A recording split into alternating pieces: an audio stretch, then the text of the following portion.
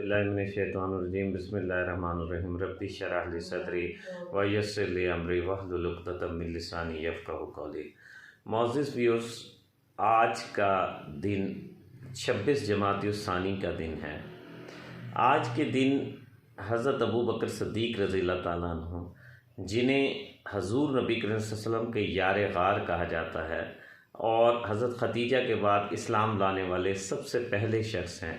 और अल्लाह के रसूल के बेइंतहा करीब थे, उनका आज इस दुनिया से पर्दा फरमाया उन्होंने और हजूर के साथ आराम फरमा हैं।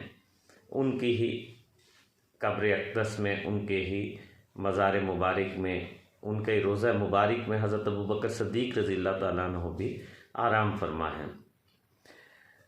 आप देख रहे हैं मेरा यूट्यूब चैनल दीनो दुनिया। बात अच्छी लगे तो शेयर कीजिए, अगर कोई गलती हो जाए तो कमेंट में रहनुमाई कीजिए। कुरान दुनिया बनाता है, ना कि सिर्फ सवाब की किताब। सवाब हर वो चीज़ है जिसमें इंसानियत का फ़ायदा है और गुनाह हर वो चीज़ है जिसमें इंसानियत का नुकसान है। मुअज़्ज़िज़ व्यूअर्स, हज़रत अबू बकर सिद्दीक़ रज़ियल्लाहु ताला अन्हु के बारे में आप नबी करीम सल्लल्लाहु अलैहि वसल्लम के बहुत ही क्लोजेस्ट तरीन साथियों में से और दोस्तों में से थे और वो जिसने अपना तन मन धन सब कुछ दीन पे निछावर कर दिया। एक दफ़ा एक ग़ज़वे के मौके पे अल्लाह के रसूल ने सहाबा कराम से कहा कि ग़ज़वे की तैयारी के लिए अपने सामान लेके आएँ, जो कुछ भी आपके पास है वो लेके आएँ। तो तमाम सहाबा अपने घरों से सामान लेके आए और जब घरों से सामान लेके आए तो अल्लाह के रसूल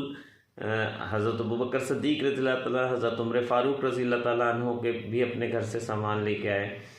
तो हज़रत अबू बकर सिद्दीक़ और हज़रत उमर फ़ारूक, आज का दिन दो वजह से बहुत अहमियत का हामिल है। एक तो हज़रत अबू बकर सिद्दीक़ रज़ियल्लाहु ताला अन्हु इस दुनिया से पर्दा फरमाया और दूसरा हज़रत उमर फ़ारूक रज़ियल्लाहु ताला अन्हु की दौर खिलाफत शुरू होता है, जिसको इस्लाम में बहुत अहमियत हासिल है। इस्लाम की दीन की जितनी वुसअत, जितनी हदूद, जितनी जोग्राफियाई एतबार से सरहदें इस्लाम की दीन की बढ़ी, वो हज़रत उमर फ़ारूक रज़ियल्लाहु ताला अन्हु के दौर में सबसे ज़्यादा फतूहात हुई। तो कल इंशाअल्लाह हम हज़रत उमर फ़ारूक रज़ियल्लाहु ताला अन्हु के बारे में बात करेंगे। आज चूँकि हज़रत अबू बकर सिद्दीक़ रज़ियल्लाहु ताला अन्हु का दौर खिलाफत की बात हम कुछ करेंगे, दौर खिलाफत की और हजूर से उनकी मोहब्बत की। एक मरतबा नबी करीम सल्लल्लाहु अलैहि वसल्लम ने जब मेराज का वाक़या हज़रत खदीजा रज़ियल्लाहु ताला अन्हु से फरमाया, तो आपने फिर जब हज़रत अबू बकर सिद्दीक़ रज़ियल्लाहु ताला अन्हु को पता चला कि लोगों ने बताया कि तुम्हारे दोस्त, तुम्हारे साथी ऐसे कहते हैं कि वो अल्लाह से मिले, मेराज पे गए, ये तो आपने कहा सच कहा। उन्होंने जो कुछ कहा बिल्कुल सच कहा। तो अल्लाह ताला के रसूल ने उन्हें सिद्दीक़ का दर्जा दिया। तो मैं वो वाक़या सुना रहा था, एक ग़ज़वे के मौके पे हज़रत उमर फ़ारूक और हज़रत उमर अबू बकर सिद्दीक़ रज़ियल्लाहु ताला अन्हु में नेकियों का थोड़ा सा कंपटीशन रहा करता था, मुकाबला सा रहता था। सारे सहाबा कराम में ही रहता था, क्योंकि ये टॉप ऑफ द लिस्ट थे। अशरा मुबशरा में भी टॉप ऑफ द लिस्ट है, खुलफाए राशिदीन में भी टॉप ऑफ द लिस्ट है और हजूर नबी करीम सल्लल्लाहु अलैहि वसल्लम के दाएं बाएं आराम फरमा भी हैं। तो जब ग़ज़वे के मौके पर हज़रत अबू बकर सिद्दीक़ रज़ियल्लाहु ताला अन्हु सामान लेके आए, उमर फ़ारूक रज़ियल्लाहु ताला अन्हु सामान। आज हज़रत उमर फ़ारूक रज़ियल्लाहु ताला अन्हु ने दिल में सोचा कि आज मैं अबू बकर सिद्दीक़ रज़ियल्लाहु ताला अन्हु से नेकियों में आगे निकल जाऊंगा, माल में, क्योंकि हज़रत उमर फ़ारूक के जो माल लाए थे वो ज़्यादा था, हज़रत अबू बकर सिद्दीक़ रज़ियल्लाहु ताला अन्हु को माल कम था। तो आकाए जो दो जहां दिलों के राज से वाकिफ़ थे, दिलों के भेद से वाकिफ़ थे, उनको अपने चहीतों की एक एक अदा का अंदाज़ा होता था। तो आपने सवाल ही बदल दिया। आपने ये सवाल नहीं किया कि कहने लगे कि ए उमर तुम घर क्या छोड़ के आए हो, ये सवाल नहीं किया कि क्या लेके आए हो। आपने कहा, उमर सारे सहाबा से पूछा, हज़रत उमर फ़ारूक से पूछा कि उमर घर क्या छोड़ के आए हो। तो हज़रत उमर फ़ारूक ने सोचा कि ये हजूर ने सवाल बदल दिया है, या रसूलल्लाह आधा माल ले आए हो, आधा घर छोड़ के आए हो। تو پھر حضرت ابو بکر صدیق رضی اللہ تعالیٰ نے ان سے پوچھا کہ اے صدیق گھر کتنا مال چھوڑ کے آئے ہو؟ آپ نے فرمایا کہ اے اللہ کے رسول گھر تو صرف اللہ اور اللہ کے رسول کا نام چھوڑ کے آیا ہوں۔ تو اتنے میں یہ بات کہنی تھی کہ جبریل امی حضور نبی کریم صلی اللہ علیہ وسلم کے پاس حاضر ہوئے اور عرض کرنے لگے یا رسول اللہ صلی اللہ علیہ وسلم کہ اللہ پوچھ رہے ہیں کہ ابو بکر صدیق مجھ سے راضی تو ہے؟ یعنی ساری دنیا اللہ کو راضی کرنے کے لیے کوشش کرتی ہے، ساری کوششیں، ساری تک و دو، ساری محنتیں، ساری عبادتیں، ساری کاوشیں اس لیے ہیں کہ اللہ راضی ہو جائے۔ نہ جانے اللہ راضی ہوا ہے یا نہیں ہوا، یہ تو جب آنکھ بند ہوگی تو پتہ چلے گا، جب منازل شروع ہوں گی۔ ابھی تو پورا اختیار ہے کہ اسے راضی کرو چاہے ناراض کرو، چاہے اس کی دشمنی مول لو، ناراضگی، غضب و غصہ مول لو، چاہے اس کی رحمان اور رحیمی مول لے لو، تو چاہے اس کی جنت لے لو، چاہے اس کی بنائی ہوئی دوزخ میں چلے جاؤ، پورا اختیار ہے نا۔ اصل پتہ جب چلے گا جب آنکھ بند ہوگی۔ تو سب اللہ کو راضی کرنے میں لگے ہوئے ہیں۔ تو اللہ کے رسول، اللہ نے ابو بکر صدیق رضی اللہ تعالیٰ عنہ سے جبریل امی کے ذریعے نبی کریم صلی اللہ علیہ وسلم کو وحی فرمائی کہ اے محبوب ابو بکر سے پوچھیں کہ وہ مجھ سے راضی ہے۔ یعنی اللہ پوچھ رہا ہے کہ حضرت ابو بکر مجھ سے راضی ہے، یعنی انہوں نے سارا گھر کا مال اٹھا کے دے دیا اللہ کی راہ میں، کچھ بھی تنکا بھی نہیں چھوڑا۔ اللہ اور اللہ کے رسول کا نام آپ نے فرمایا چھوڑ کے آئے ہوں۔ ایک مرتبہ جب یہاں سے ہجرت کرنے لگے تو غار ثور میں آپ نے اپنا دیکھا کہ سارے جسم کے کپڑے اتار کے وہاں سوراخ جتنے بھی تھے سوراخوں میں لگا دیے، اور حضور کی اور ایک سوراخ باقی رہ گیا، اس پہ آپ نے اپنی ایڑی مبارک رکھ لی۔ تو کچھ دیر بعد آپ نبی کریم صلی اللہ علیہ وسلم آپ کے ران مبارک پہ آرام فرما تھے، تو آپ کے آنکھوں سے آنسو آپ کے رخسار مبارک پہ پڑے، تو آپ کی آنکھ کھل گئی۔ تو کیا دیکھتے ہیں کہ حضرت ابو بکر صدیق رضی اللہ تعالیٰ عنہ کے آنکھوں سے آنسو آ رہے ہیں۔ تو آپ نے دیکھا، آپ نے پوچھا کہ ابو کیا ہوا؟ کہنے لگے یا رسول اللہ اس سوراخ میں نے سارے سوراخ تو بند کر دیے تھے، اس ایک سوراخ میں سانپ ہے جو میرے ڈنک مار رہا ہے، اور میں نے اس لیے یہ ایڑی لگا رکھی ہے کہ کہیں وہ باہر نکل کے آپ کو تکلیف نہ پہنچائے، آپ کو نقصان نہ پہنچائے۔ تو آپ نے وہ ایڑی ہٹائی اور اپنا لعاب دہن لگایا تو آپ کو آرام آ گیا۔ اللہ نے اس بات میں کوئی واضح روایت موجود نہیں ہے، لیکن برسبیل تذکرہ کہ جب سانپ باہر نکلا تو اللہ نے اسے گویائی دی، تو اللہ کے رسول نے پوچھا کہ تم نے صدیق کے پاؤں پہ ڈنک مارا؟ کہنے لگے یا رسول اللہ میرا حضرت ابو بکر صدیق کے پاؤں پہ ڈنک مارنے کا ارادہ نہیں تھا، بلکہ میں تو 100 سال سے یہاں انتظار میں بیٹھا ہوں کہ آپ تشریف لائیں گے تو میں آپ کی زیارت کروں گا۔